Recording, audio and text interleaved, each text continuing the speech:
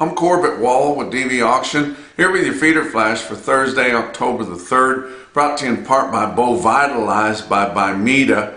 Recharge your herd with a nutritional supplement that is administered orally. One less needle and a few less worries. For more information, go to buymedaus.com. Take it easy. That's the way we're taking this higher cattle market of late, because that's the way it's coming, is easy.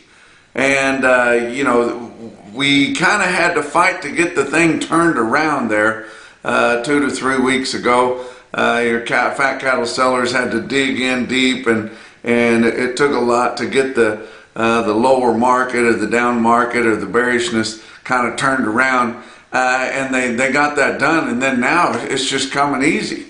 I was talking with a friend of mine on Wednesday. We're talking about the market. I said it almost reminds me of during the pandemic when your packers were really gouging there, and they pushed the market lower, and then whenever it really came to fruit and it was getting talked about in the media a lot, what was going on, they just started giving the market in hunks back, like they wanted you to have it. And that's kind of the way it's looking this week anyway. We're selling cattle dollars higher on a Wednesday. When's the last time we did that? No begging, no threatening to put chains and locks on the gates, nothing like that. Packers are calling around buying cattle higher on a Wednesday. We got a friendly board. Of course, it was down pretty good on parts of it on earlier in the week, but my gosh, up big on Wednesday, big up, and we're not sure about why that is. Some people are saying, well, they've got fears of shortages because of this port strike. I don't know if that's what the traders are doing, and they're making the cattle board go up for fears of shortages on product. They're not paying attention, because our supermarkets are filled with domestic beef. We don't have to worry about that.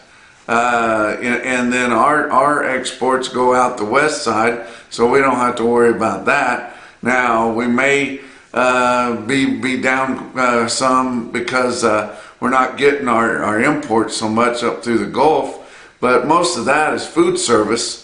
So I'm not. That doesn't really make sense. But most of our protein competitors are going to have more trouble with this port strike than the beef is.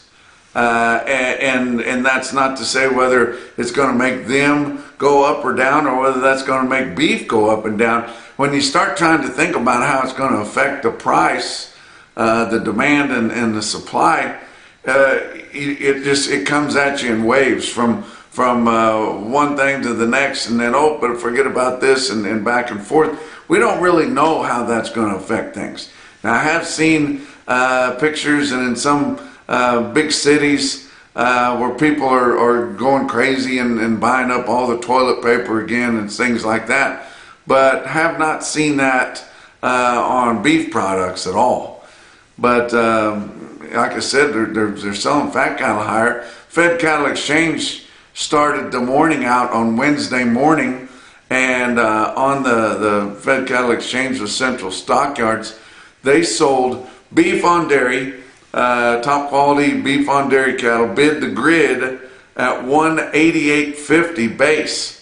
Wow, that's pretty high. And then they sold the rest of the cattle that they had on there, from Texas anyway, $1 higher at $186 on a Wednesday morning.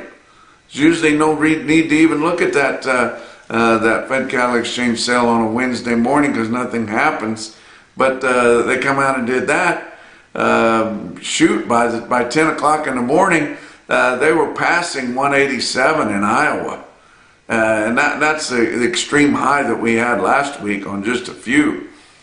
Ended up selling some cattle. Of course, it's all such a big deal on whether anything's going to get reported or not. And in fact, the USDA report there, it didn't have anything on it to speak of.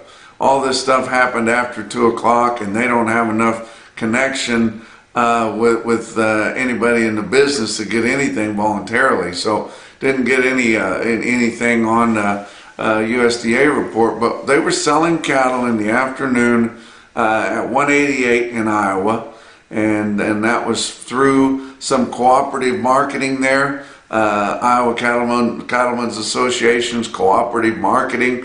They were getting as high as 188 there later on in the afternoon. And then in the evening, I heard of another cooperative marketer that got 190 for his customer on really top quality cattle in Iowa going to a regional packer. Now, you know, when's the last time you saw packers doing that on a Wednesday? Why do they get into market on Wednesday? Because they're short bought. Are they that short bought? Like I said, it's just coming easy. Of course, anytime your fat cattle market goes up, that lends it to your feeder cattle. And then, of course, we have big feeder cattle sales going on right now. It's the fall of the year. Runs are starting to get big. The runs are starting to get more calves. The yearlings that are selling, especially the grass yearlings, are in high demand. And we've got these farmer feeders coming into the market. And corn's been up a little bit, and whether that has had anything to do with port strike, I mean, the port strike's going to have more to do with your grains than it is livestock, of course, and especially due to your imports and exports. But your grains, especially wheat and corn, have been up quite a bit since we started talking about this. So, but still, feed is going to be relatively cheap, and anytime you've got cheap feed and old money, you've got farmer feeders coming into the market buying cattle. They're going to buy exactly what they want, and they pay a lot more attention to quality and reputation of the consignor than they do price.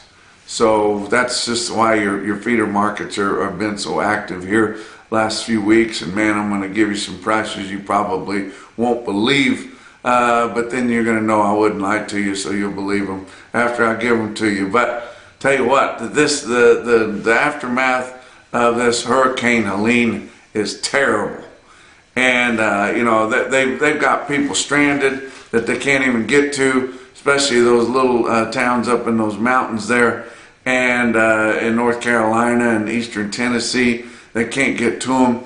They've got mule packers taking necessities up in there to them because the roads have been washed out.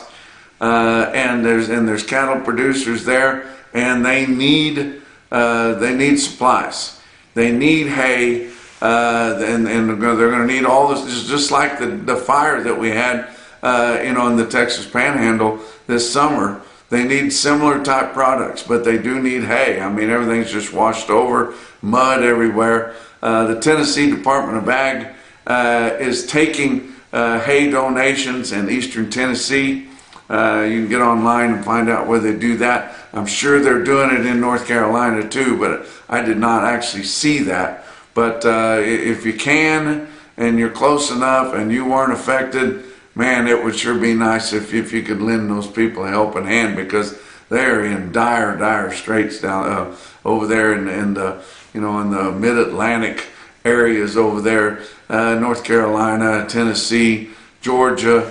It's really bad, guys, and the death toll just keeps rising and rising. You know, we see that a lot of time in third world countries, you know, especially in the southern hemisphere, that get these huge floods and the mudslides, and the mud comes down, and we think, ooh, glad that doesn't happen here. It does happen here, and it happened over there here just about a week ago, and a lot of those people have not had any power, any clean water, a lot of your basic necessities since that happened, and you know, they've almost been kind of forgotten here. But my gosh, we got to get them some help somehow.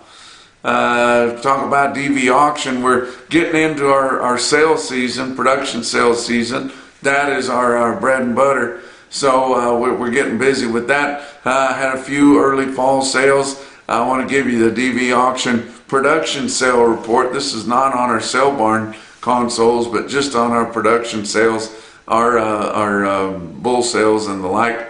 But online bids during September were almost 10,000. That's a lot of bids, guys.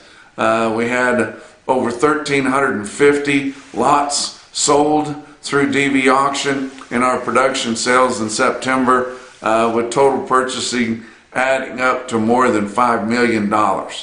If you're going to have a production sale, whether it's later this fall or early next spring, and you're not using DVAuction, you're missing out. Our buyer base is way bigger than the next closest. We do more production sales than anybody else, and we do that for a reason. We'll come to your place, do it on site, take bids online right there, and it'll be very professionally done, and you're going to like it. But don't forget about DVAuction on your next production sale. Let's talk about your board. On Wednesday, October live cattle futures were up 295 at 187.42. December was up 252 at 187.70. And your back months were up 85 cents to up 222. Huge gains there. Nobody is really quite sure. Like I said, the idea that it was because we're going to have shortages, because of the port strikes, does not check out. Maybe it's because J.D. Vance spanked Tim Walz in that vice presidential debate, and those people are just thinking that we're going to get Trump back in there. They're in a good mood, and they think things should get better. How about October feeder cattle up 357 at 249.72. November up 387 at 248.55. And your back months on feeder cattle were up 307 to up 362. If you're looking for a time to take out an LRP on some cattle that you're going to sell out in the future, I tell you, I wouldn't let one of these big markets get away, guys. How about December corn up 3.5 cents a bushel at 432.5. November beans down 1 1/4 cent at 10.56. Kansas City hard red winter wheat for December up 21 cents at 6.19 1/4 suddenly. How about your fat cattle trade? I mostly told you all about it, but in Iowa, the only confirmed sales we had through USDA was 100 head at 187. And like I said, by mid-morning, most sellers were passing that 187. Heard some sales that way were passing 186 also, of course. Saw some sales at 188 through private sources, and like I said, that 190 that was paid later in the day, but definitely better. Nebraska didn't have anything confirmed out of there, and none of the sales that I heard of were out of Nebraska either. Kansas either, no sales there. They probably had a little bit of trade, but Texas had those 400 head from Fed Cattle Exchange at 186. Likely was a little more trade at 186, and now guys are probably thinking they 187, I'm sure, in the Southern Plains. Did have a few fat cattle auctions. Sioux Falls Regional Livestock in Worthing, South Dakota. DVAuction broadcaster had 1,100 head of slaughter cattle. The fat steers and heifers were uneven from $1 lower to $1 higher. Conventional fats from 183.50 to 189.50. There was no premium for the program cattle, but pretty good quotes there. How about Glacial Lakes Livestock in Watertown, South Dakota? About 520 head of slaughter cattle. Their fat cattle sold $1 to $2 higher, with conventionals from 184 to 187, and program cattle non-implanted or drug-free up to 188. Fat Holsteins from 160 to 177, and fat fed cows from 130 to 138. Box beef cutout values have been higher this week, but they were lower on Wednesday afternoon, with choice cuts falling back under $300, $299.81. That was down 36 cents, and selects were down 137 at 283.93. Your slaughter up through the first 3 days of the week, 367,000. That's 4,000 more than this point last week, 7,000 less than this point a year ago. Talk about what else is going on. I think we had really good punchy picks the other day on the last day of the month for September, and they were some of the best punchy picks we've ever had. We're having a lot of fun with this. I think you guys are too, kind of looking forward to it every month. But we have to recognize those that make it possible.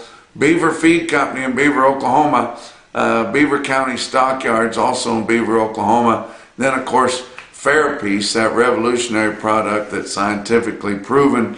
Stay tuned after this episode of the Feeder Flash for a testimonial video on Fairpiece. Let's talk about your feeder cattle market, your real-time index on DVAuction based on the 800-pound cash auction steer up through your middle 12 states.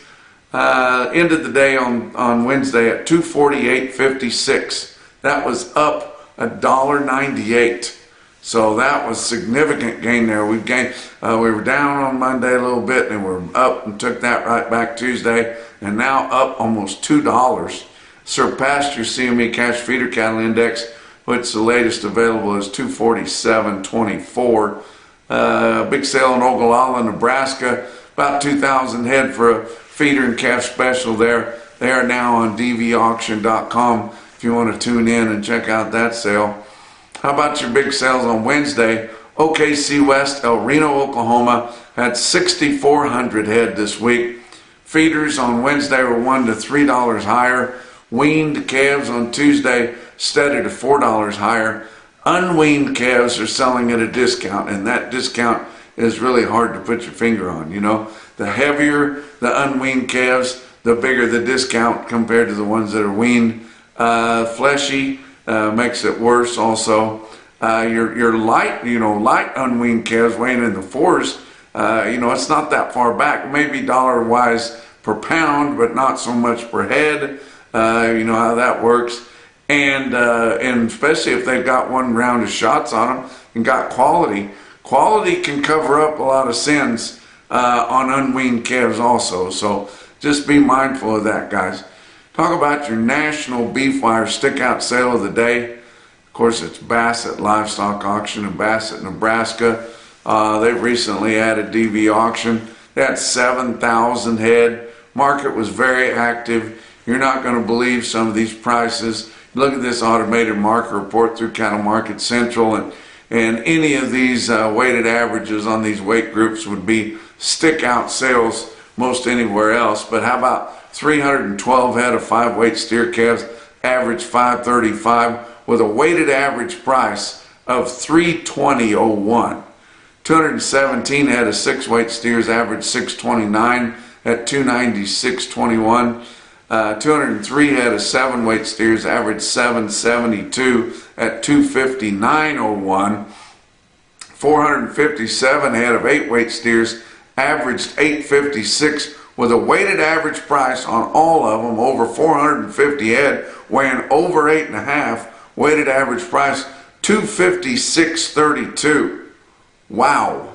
How about 1,893 head of 9-weight steers, average 955, with a weighted average price of $248.13, higher than the index levels that are posted on an 800-pound steer weighing 955. Another 381 head of 10-weight steers, average 1018 at $244.18. Wow. Heifers, 506 head of 7-weight heifers, average 744 at $250.68. 953 head of 8-weight heifers, averaged 862 at $240.94.